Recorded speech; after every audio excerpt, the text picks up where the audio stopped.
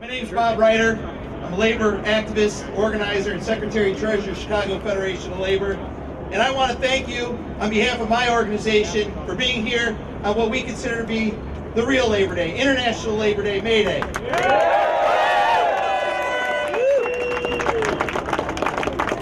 We got a tight program today because there's an immigrant march coming through that we're going to be joining. Because as you know, the labor movement is a movement of immigrants. We're fighting to bring 14 million people out of the shadows because we know that they'll be union members. Before we get started, there's a couple of people here today that I want to make sure we acknowledge. First is a man who helped build the Illinois Labor History Society, one of the organizations participating here with us today, Mr. Les O'Rear.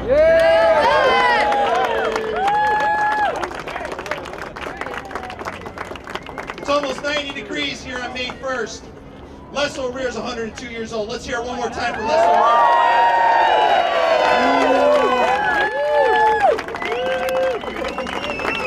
O'Rear. There's no stronger voice in the labor movement than Terry O'Sullivan, General President of Labor's International Union in North America. You're going to hear him at Federal Plaza today. Let's hear it though for Terry O'Sullivan.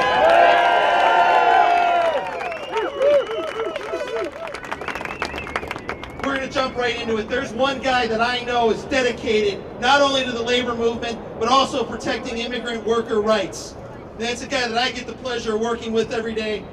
President of the Chicago Federation of Labor, the first Latino president of the Chicago Federation of Labor, my friend Jorge Ramirez.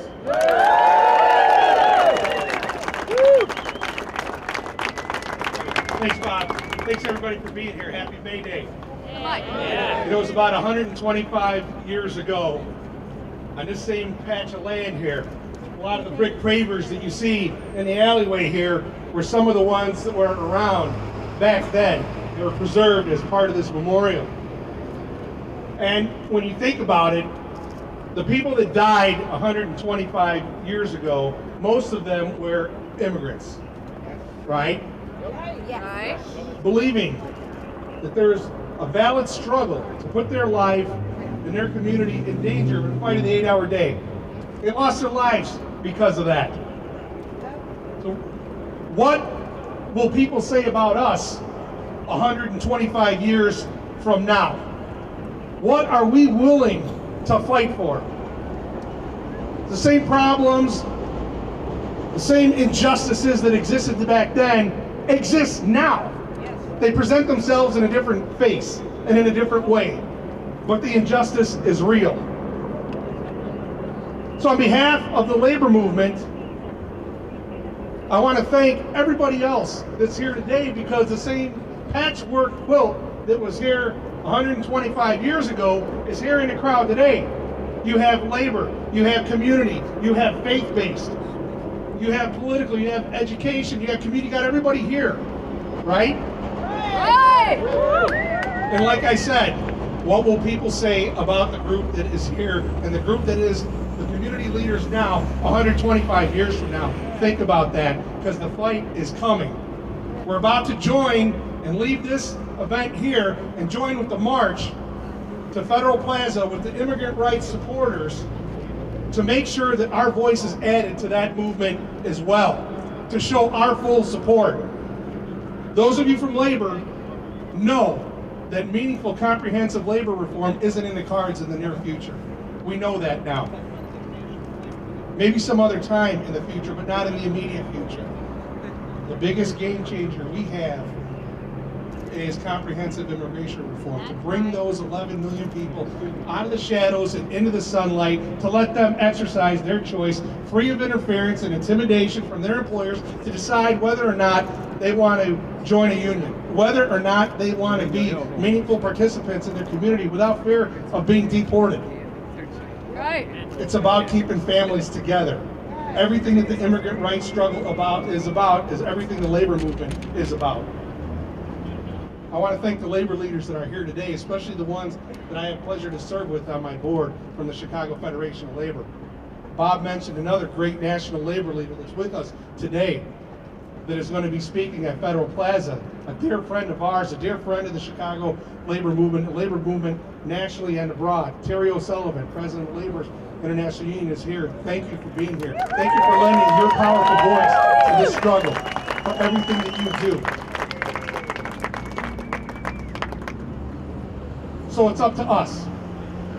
What are we going to do? Fight! That's right, we're going to fight. What are we going to do? Fight! That's right. What are we going to do? Fight! Why are we going to do it? Because it's right. We're going to do what? Fight! Why? Because it's right. That's exactly right. When we join this march, make sure that our voice is heard. Make sure that we understand why we're out here in this weather. Make sure that people understand that we're willing to do it, whether there's sun, snow, sleet, shine, whatever it is, that we're out here because this fight is the right fight. Thank you. Thank you.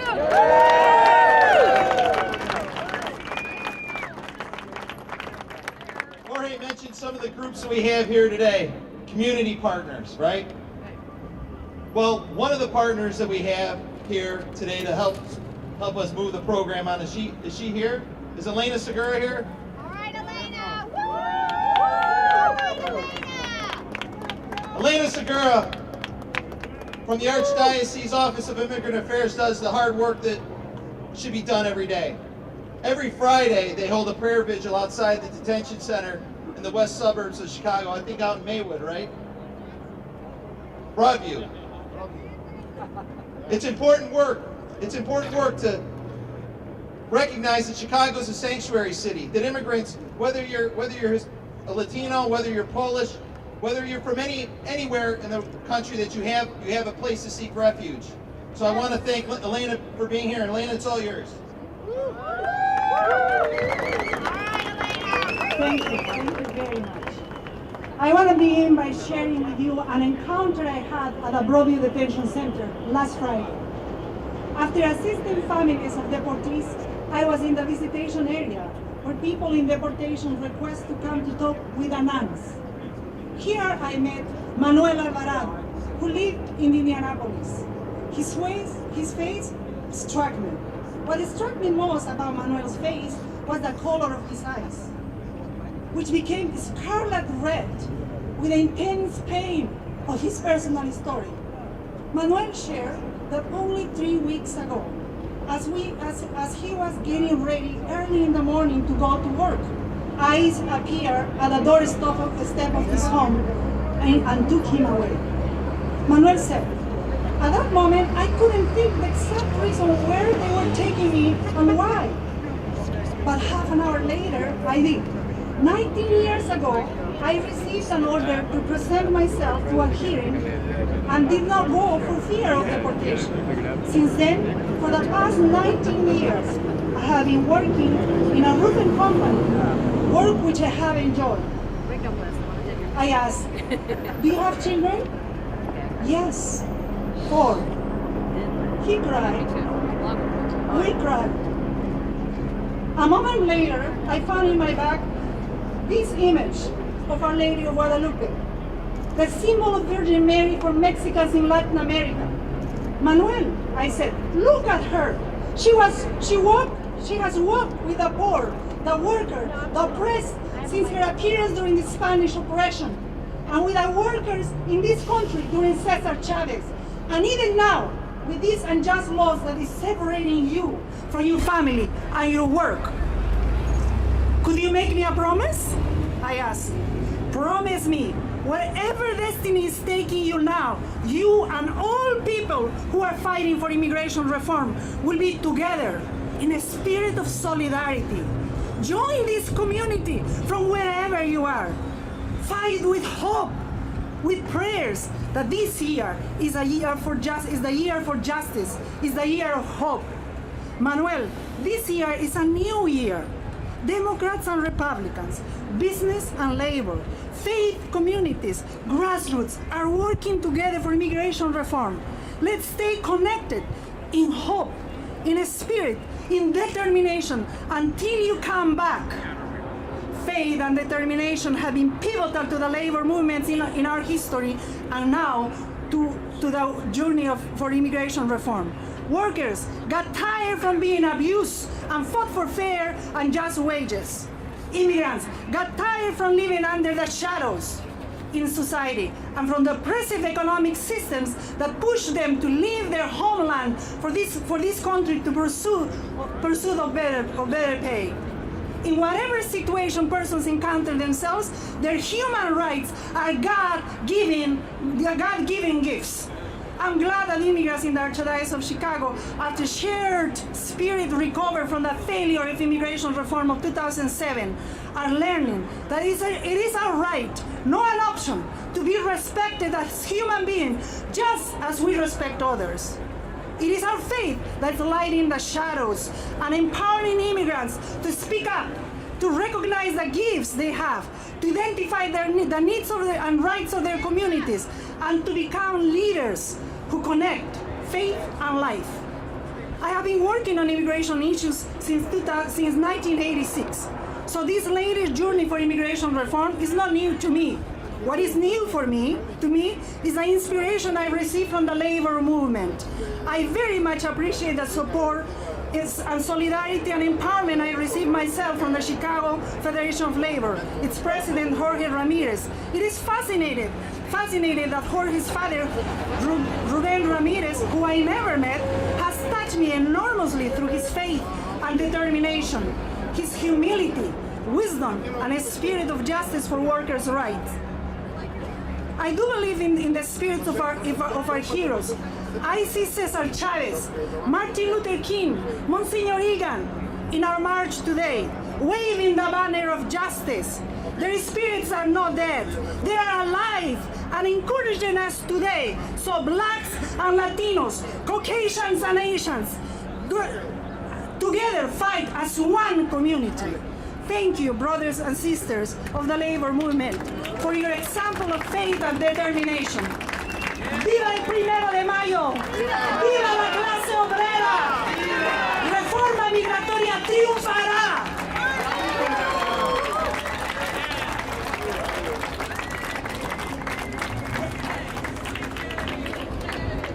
We truly do have an international flavor to this event today, as we do every year when we come here to Haymarket. We have delegations from Mexico. We have a plaque that's going to be unveiled today dedicated to our brothers and sisters from New Zealand.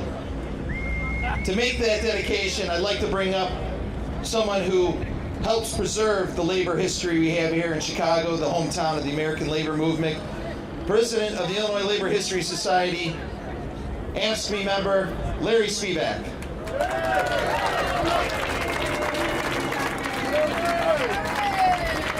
All right, brothers and sisters, who makes America happen? Who makes America happen? We all do, all around the world. That's what the Labor History Society has been saying. And in 1969, when Les O'Rear and Studs Terkel and our friend Ed Sedlowski, who's recovering, who says hello to all of you, and various others. The Haymarket Workers Memorial Committee is going to preserve this spot so workers around the world who come year after year to the spot that created International Labor Day will be remembered. And here we are with a monument.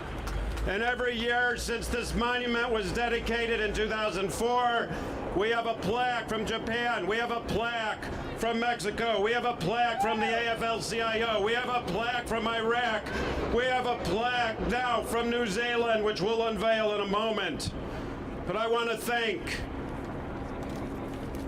all of you who are beginning to realize that if we're not connected internationally, if we're not connected by our common thread of dignity, which is that we all work around the world to make a few people rich, and that's going to change because we're going to organize.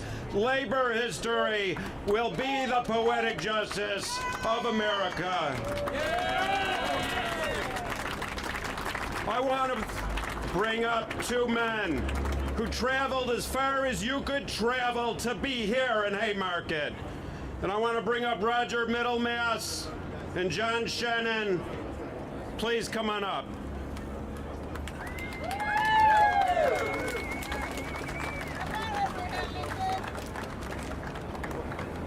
They came from New Zealand because they recognize that this is the spot of social and economic justice for workers everywhere, of every stripe. Roger is an organizer with the Meatpackers Union. Roger has organized his entire life. Shannon happens to be a brother and sister of public employees around the world.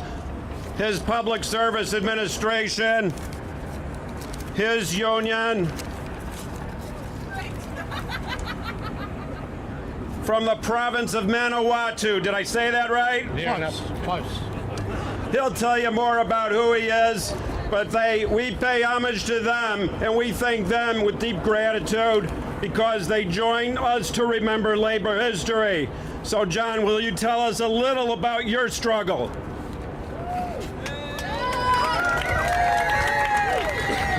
Thank you, Larry.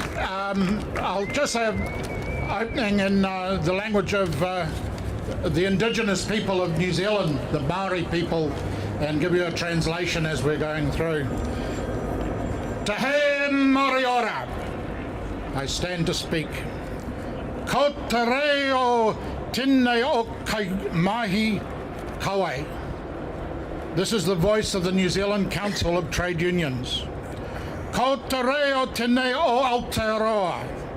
This is the voice from the land of Aotearoa, New Zealand. Ngā mihi mo tēnei whakatau. Thank you for your greetings and welcome. Ka mihi ki te tangata whanua o Illinois. We acknowledge the indigenous peoples of this region, Illinois. Ka mihi ki naha te puna o tēnei rohe. We acknowledge all the ancestors of this region and those represented by all of us gathered here today. Nā reira ki a koutu katoa I manawa. Therefore, to all of us who are single-hearted and unified in our commitment to the workers of the world, tēnā koutu, tēnā tātou katoa. I greet you all, I greet you all, I greet and extend our friendship to all of us gathered here today. Coming around the world, Roger and I have really seen the emphasis on how apart we are, the thousands of miles that we have to travel to get here. But we've also discovered great similarities between Aotearoa, New Zealand and America. For example, in the past, in the 1860s, you had the American Civil War, that terrible experience of industrial death, where at the same time the only other significant war going on in the world was the British involvement in New Zealand in subduing the Maori people of Aotearoa. We also have shared similar political ideas. In the 1880s, around the time of the massacre here, the Knights of Labour and the IWW, the Wobblies, were very active. They were also very active in New Zealand and greatly influenced the foundation of the trade union movement. Way before jet planes and the internet, workers were able to communicate bold new ideas internationally and continue to do so. Racial oppression has been a blight on both our societies. New Zealand was the first, Aotearoa, New Zealand was the first nation to extend voting rights to women. But both America and Aotearoa, New Zealand have struggled with pay equity and other key women's rights issues. But today we don't just look at the past, we look to today. Today workers struggle for what they have always struggled for what the Haymarket martyrs died for. A better life and a fairer society. Under the capitalist system, there will always be an inherent inequality of power between bosses and workers. Unions, organised labour, provides the only possible way for workers of the world to stand up for their rights and to be able to win a fair share of the world's wealth. And we live just in this last week or so through a time where 386, mainly women workers, were killed in a factory collapse in Bangladesh, making clothing for you here in America and for us in New Zealand. Those people, we have to stand up for them.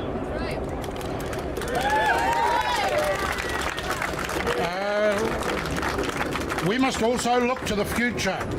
The capitalist system is rapidly changing. The rich are taking increasingly unfair amounts of the world's wealth. The multinational corporations are becoming more powerful than nation states. Jobs are being casualised and transported across borders to drive down wages and conditions won by our predecessors. But workers too can and should become united. We must focus on what brings us together as workers. We must focus on what gives us power, union power. Thank you, Larry, and to the Illinois Labour History Project for the plaque that we're about to unveil. We hope that this will ensure a continuing close relationship between our history projects. The trade union movement in Aotearoa, New Zealand salutes here today the Haymarket martyrs back so long ago. We pledge our commitment to you, the workers of America, to do our part to advance the cause of trade unionism. We want to work with you to ensure a better life for all workers of the world and to create fairer, more just societies for working families to live in. Kia kaha, be strong.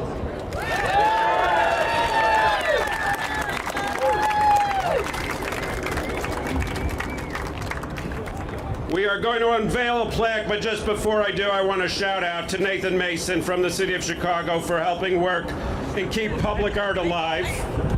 We're going to continue to do that, right, Nathan? Goran Gustafsson, where are you from? Sweden, the hometown of Joe Hill. He's back there. And I want to thank Jorge Ramirez and Bob Ryder for remembering that this is the birthplace of the international labor movement. And now we'll unveil the plaque. John and Roger, will you bring forward the beautiful cover?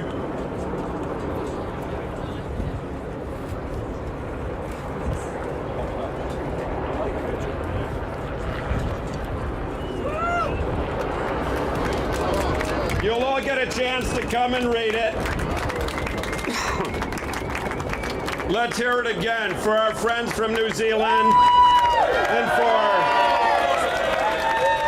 UFCW and Lyuda, Interfaith and AFSCME steel workers, SEIU, UFCW, Teamsters, everybody in organized labor. And don't forget, Sunday night, the cabbies have a 5:30 to 9 at Multi-Kitty on the north side, a fundraiser. Please go to it because they're all immigrants and they need your help.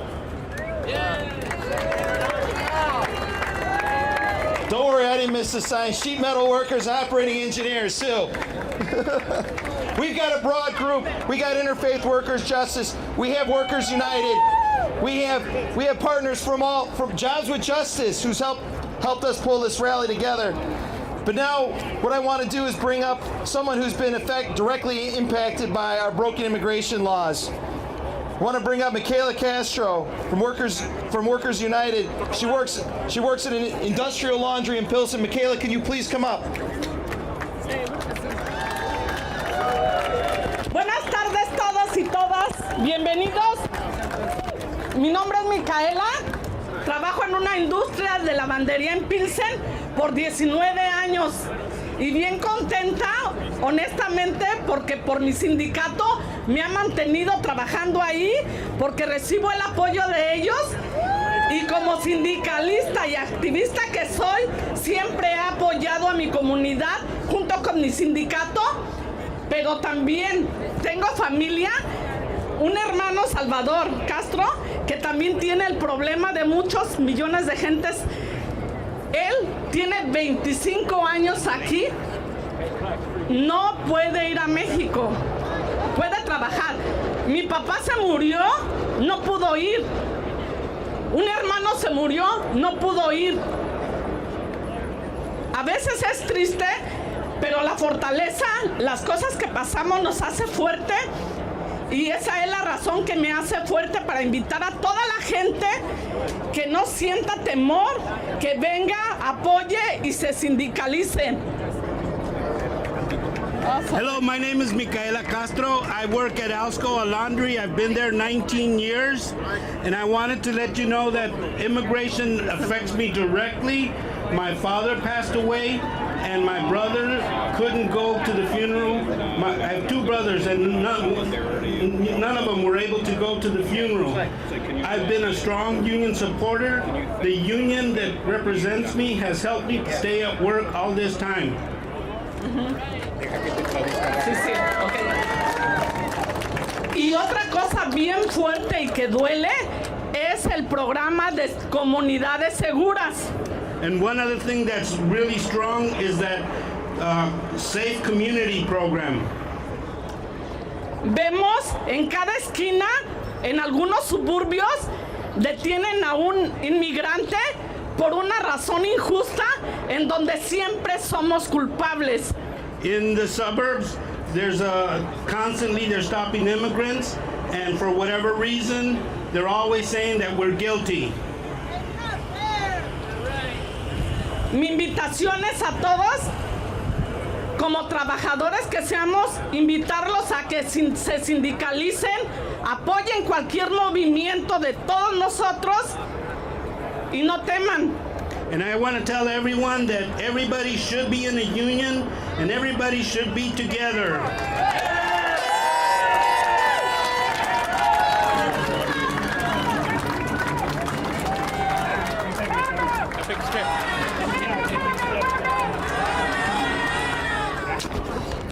Before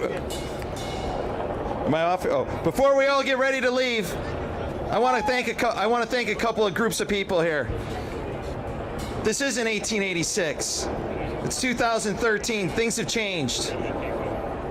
The people that are keeping us safe, the people that protect us in our communities, who have a very hard job, they're fighting against the same people that we fight every day in our workplaces. The people that want to take away their pension benefits, who want to break their union. So I want to thank the brothers and sisters from the Fraternal Order of Police who are here keeping us safe today.